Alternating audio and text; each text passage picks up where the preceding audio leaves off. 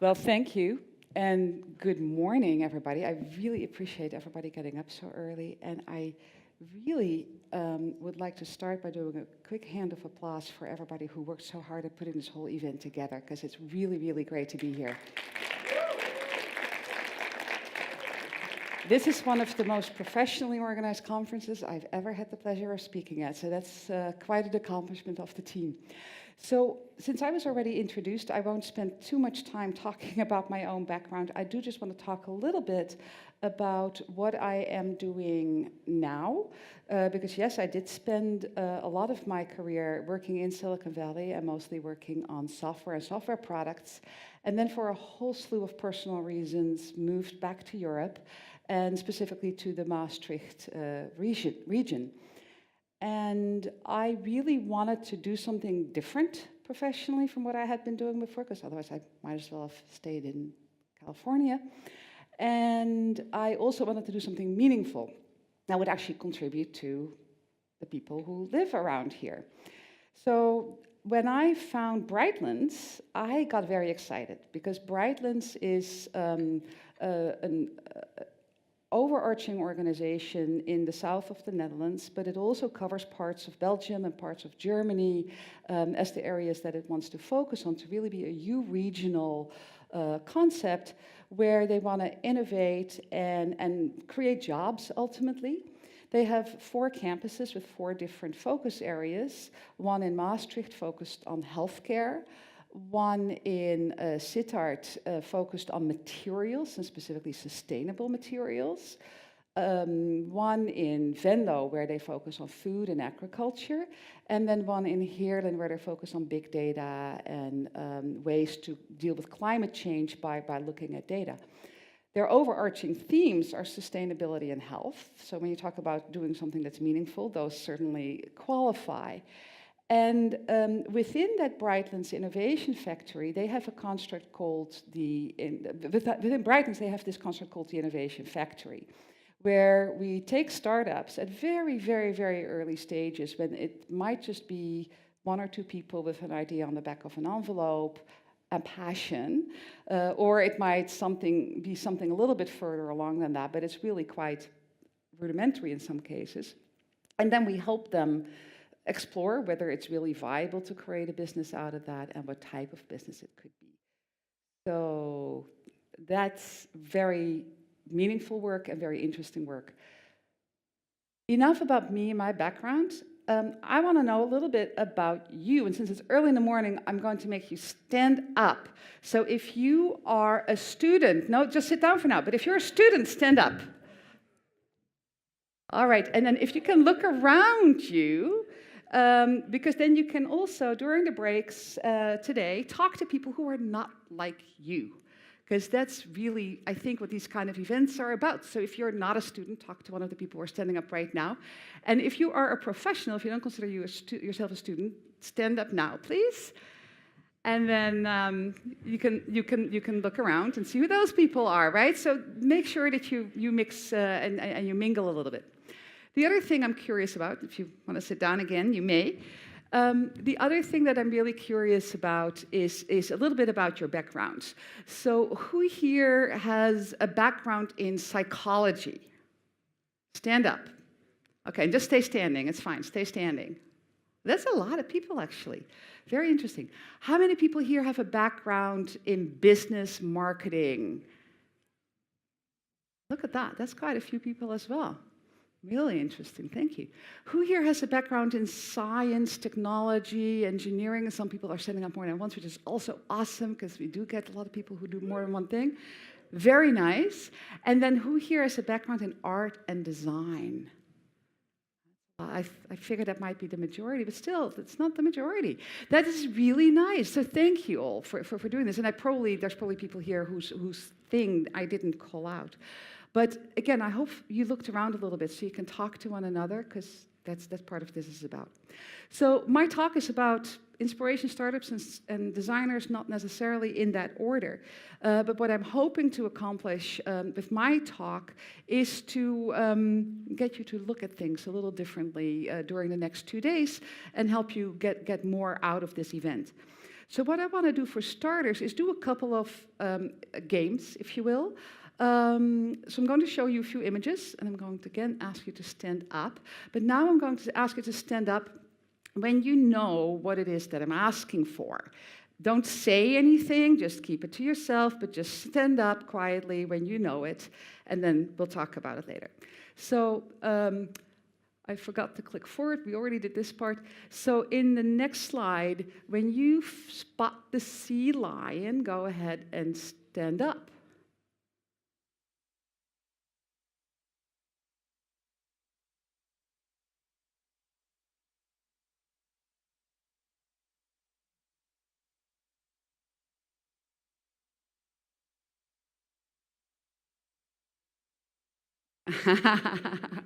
Yeah, somebody was saying, I see the potential of a sea lion, and that's true. There were a ton of sea lions right around here, and I took this picture. All right, so this was always a bit of a risky thing, because you could have all stood up, or nobody could have stood up, but for those of you who stood up, who wants to volunteer where roughly in that picture was the sea lion? Please, because the next slide will show it anyway. Oh, you thought it was that piece of light that was still there. Anybody else wants to take another guess at it? Did anybody else who stand up see it? Because it's a bit of a thing, but it's right there. And the reason, of course, that you didn't see it is that you were looking at that beautiful photograph, which is where easily a sea lion could have been, except that the one that I put in there was right there. So this is an example of how you look for something that's fairly obvious. You just didn't think of thinking outside of that box of that picture. Now that you know that it's there, it's like, how could I not have seen this? So I have another one that is a similar exercise. So when you see what's odd in this picture, the next one, there's something odd in this picture, and it's not the fact that it's blurry, it's a pretty bad quality photo. If you see something odd in the picture, stand up.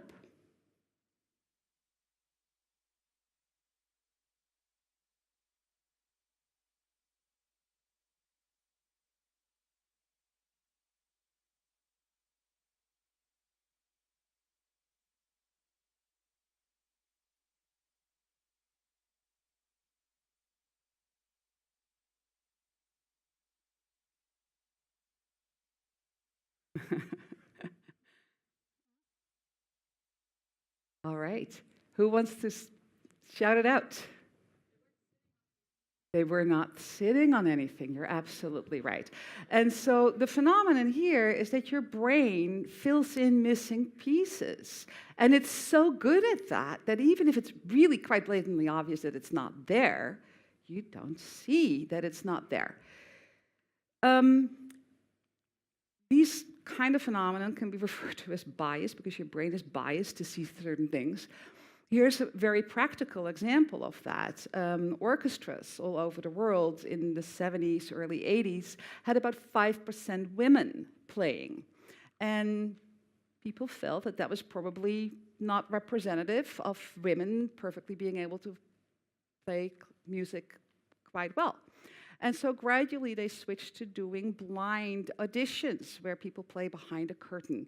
So you cannot see whether the person is male or female, you cannot see whether they're fat or skinny, you cannot see whether they're beautiful or ugly, you cannot see anything, you cannot see the color of their skin, you just hear the music that they play. Which is, of course, when you're in an orchestra, the only thing that really matters. And over time, they saw the percentage of women go up, and right now I think it hovers between right around 35 or so. And so there was a bias, and the stories that I've heard about this are that that bias was especially the case with the bigger instruments, the bass, for example, because the thinking was a woman wouldn't be strong enough to play that, and so they were just screened out. And as soon as you didn't know that it was a woman anymore, they were screened in because they were actually playing beautifully. So these are very strong and interesting phenomena. First thing you think of when you see this word, I'm not going to say it out loud, just the first thing you think of. And stand up if you thought of this. The rubber tree. That's the first thing you think. Okay, one person, that is the first thing that they thought of. This was the first thing you thought of. Okay? A lot of British, European people, thank you. If this was the first thing you thought of. Yes, thank you. And thank you for being brave enough to stand up. If this was the first thing you thought of. All right. So I'm sure not all of you stood up, and so some of you were either sleeping and not thinking of anything, or you might have thought of rubber bands or rubber boots or other things. The point here is that words and text, and this is really with thanks to Nathan Vink, who's sitting right there, because we were talking over dinner last night, and he was mentioning how language is so interesting and how different things can mean very different things in different cultures, and you should talk to him about it because he knows way more about that than I do.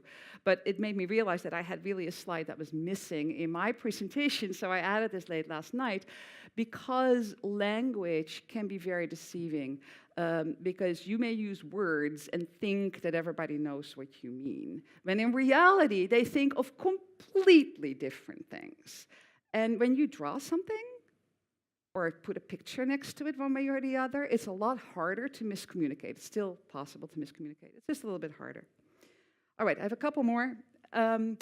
This is, of course, something that everybody knows. Is the glass half full or is it half empty? And it's about your perspective. With what mindset do you go into something? How do you perceive the things that are going on? And I think this is very powerful because for me, when I see somebody in the morning, early in the day, and they say, "How are you today?" And they say, "My day is really great. It couldn't be better." I feel better than when they say, "I can't complain." Because then I feel like they're going to be looking the whole day for something to complain about. They may or may not. They may not mean it that way, but their mindset is very different. So I think that's important. All right, sorry, I should have prepped that one. Okay, one more exercise. Stand up when you see the number 8, and this one is faster. The number 8.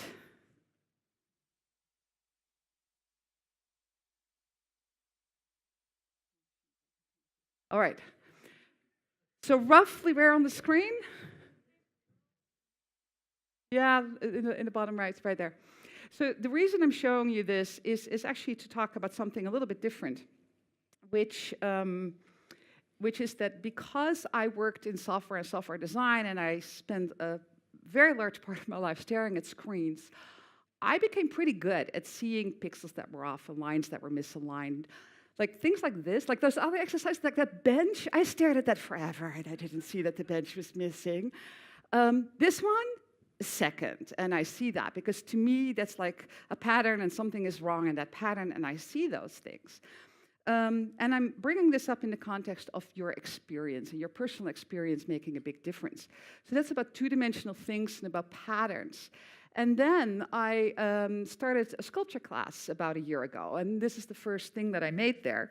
And I'm calling it geen eitje, which is a bit of a Dutch joke, because an eitje is something that's really easy, and this is really hard. It also isn't really an egg when you look at it very closely, yet it sort of looks like an egg. So there's the drawing that I started with, or an approximation of it, and the actual thing that I made.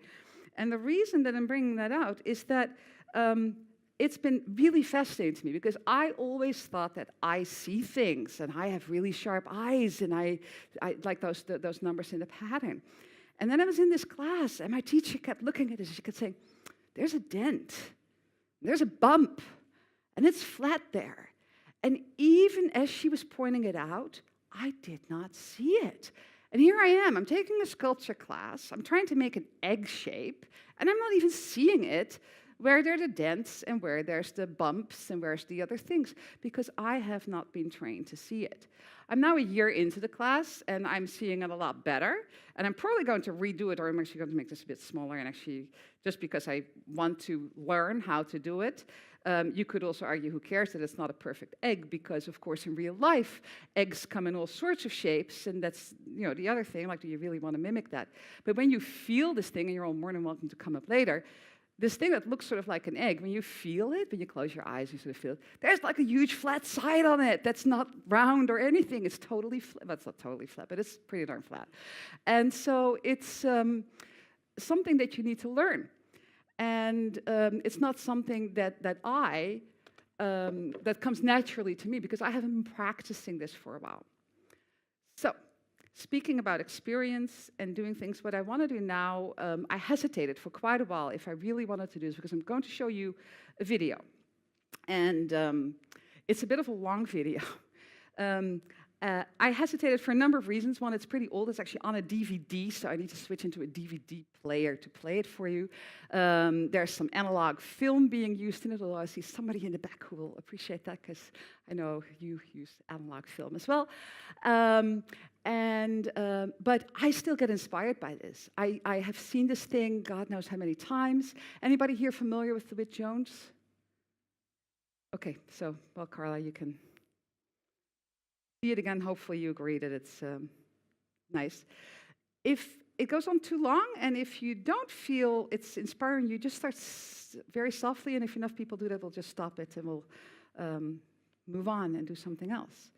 I still get inspired by it, because there's so many sort of truth in there. But you probably sit here wondering, what the hell does this have to do with startups, and maybe even what the hell does this have to do with designers? So let me talk about that for a little bit, because one thing, designers have to some extent been trained to be aware of these phenomena that I just talked about and have techniques for overcoming them. But startups, and what's the link to startups? Well, this is what happens, at least what we see happening a lot at the Brightlands Innovation Factory with startups, that somebody comes in with a brilliant idea of a solution for a problem, and they're very focused on wanting to go and implement, go build that solution, whatever it is. This is very generic, obviously. What turns out is that reality, like we always tell people, you know, you might be right. Chances you're right are close to zero, but you might be right.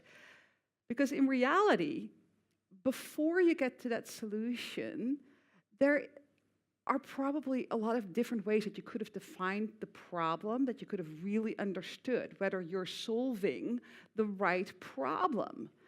And there's a lot of creativity and ideation around that. And then once you said, okay, this is really the problem that I want to solve, what is the solution?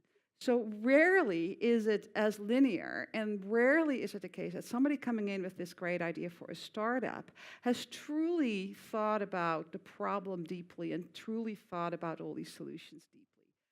So what is shown here is one way to represent a bit of design thinking. The other part of this is it rarely happens alone. It always happens with a group of people, because that's part of that tunnel vision, is when somebody works on this by themselves, they tend to not see other opportunities. So I don't want this to be a lecture about design thinking, so I won't go into a whole lot of detail here, but what I want to do here is link it back to the images and the mind games that we played a little earlier today, because this is another way to look at design thinking. IDEO uses this image quite a lot, or a variant of this image.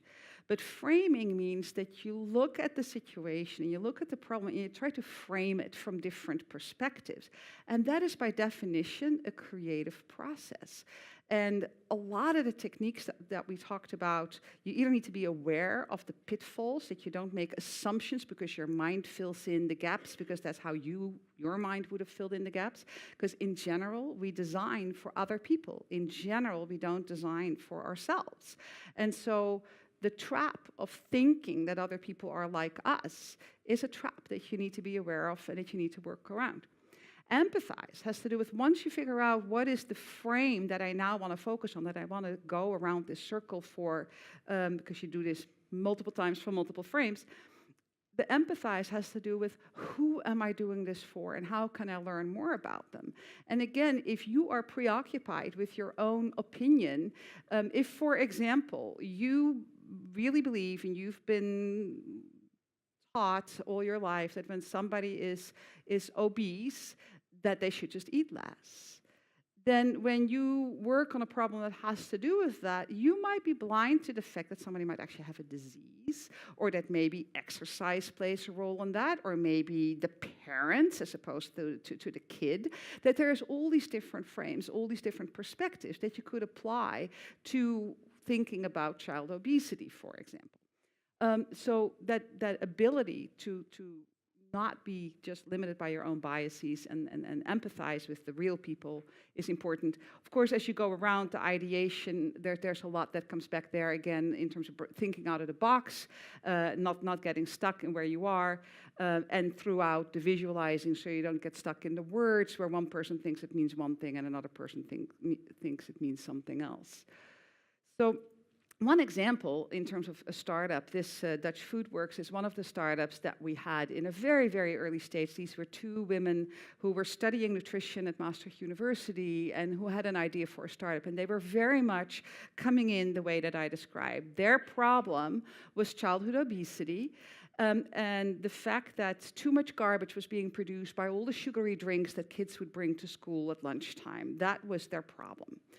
And their solution was to make tablets that had fun shapes that you could put in water that would then make the water taste sweet and would be a lot healthier than the sugary drinks because they would be sugar-free, but yet they would taste sweet.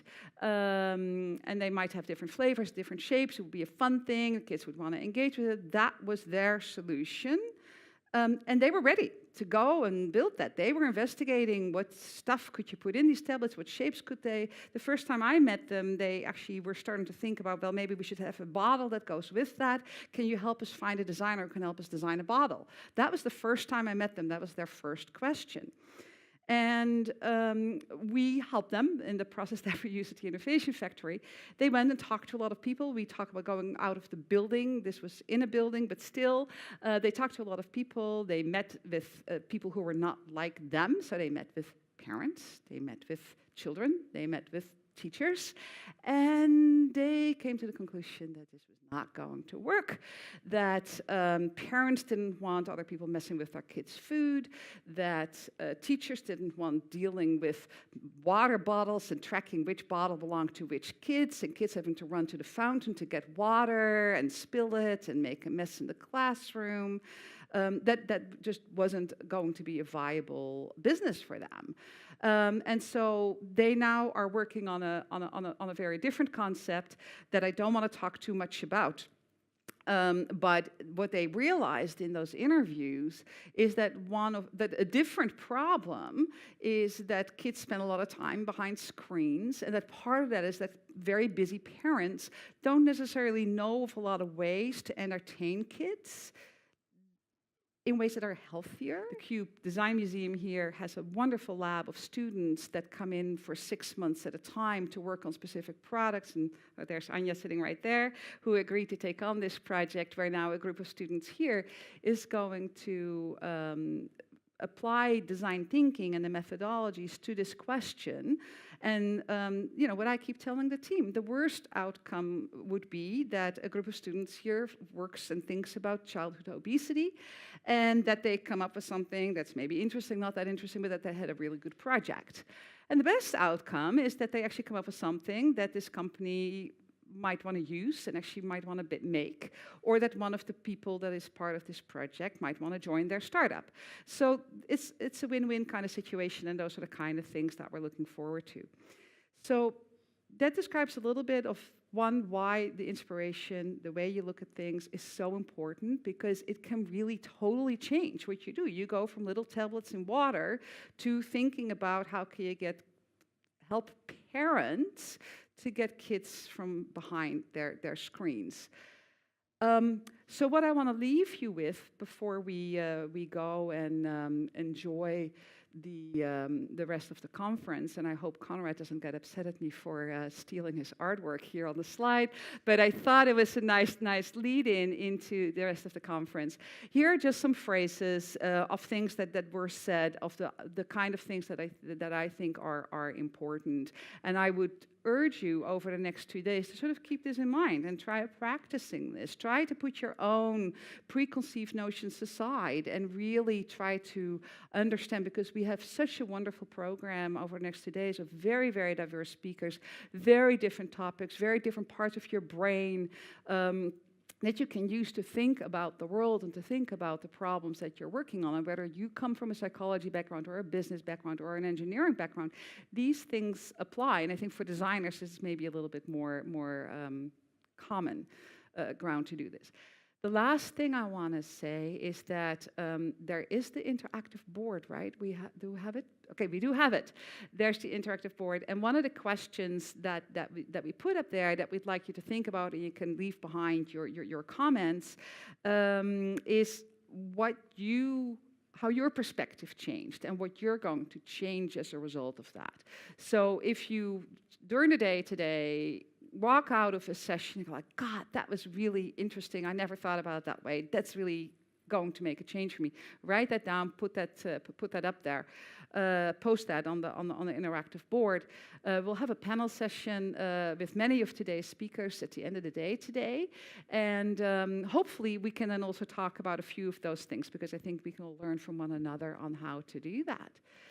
So I think that means we're ready for a short break, right? Excellent. Thank you.